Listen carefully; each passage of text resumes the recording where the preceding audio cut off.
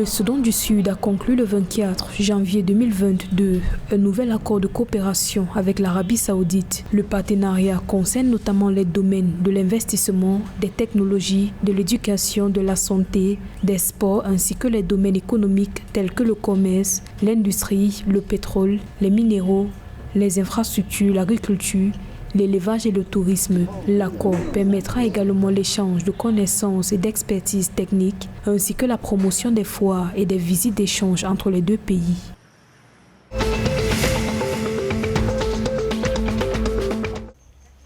Lancement le 19 janvier 2022 de marques de café éthiopiennes sur la plus grande plateforme de commerce électronique de la Chine, Alibaba. La plateforme électronique de commerce mondiale a intégré 3 marques de café éthiopiennes, à savoir Wild, Arada et Hedero. C'est dans le cadre d'un effort conjoint avec la Commission économique des Nations Unies pour l'Afrique et le gouvernement éthiopien.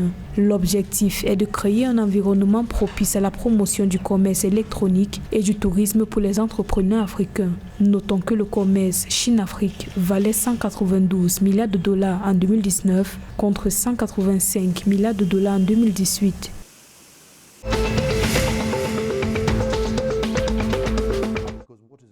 Le gouvernement kényan annonce le maintien de l'interdiction d'exportation d'avocats.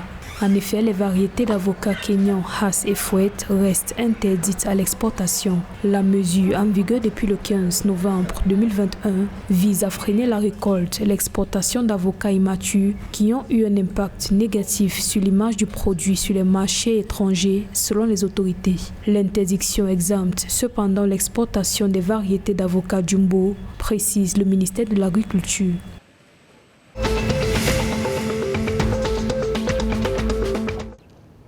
Le gouvernement rwandais a déployé plus de 10 000 enseignants et directeurs d'écoles primaires et secondaires dans le but de combler les lacunes identifiées dans tous les districts du pays. L'initiative s'inscrit dans le cadre des efforts du Rwanda visant à améliorer son système éducatif affecté par la pandémie de Covid-19.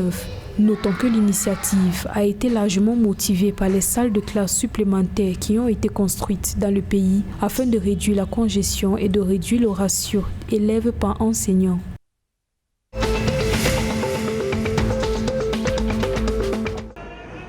L'université publique tanzanienne de Dodoma et la Fondation africaine Nelson Mandela pour les sciences et technologies ont lancé le 24 janvier 2022 un nouveau programme visant à introduire les sciences robotiques en Tanzanie afin de stimuler son développement technologique. Le projet qui va booster la transition numérique du pays comprendra la création d'un laboratoire scientifique au sein de l'université de Dodoma. Les technologies qui seront introduites à travers cette innovation permettront de soutenir des secteurs tels que l'agriculture et la santé selon des experts.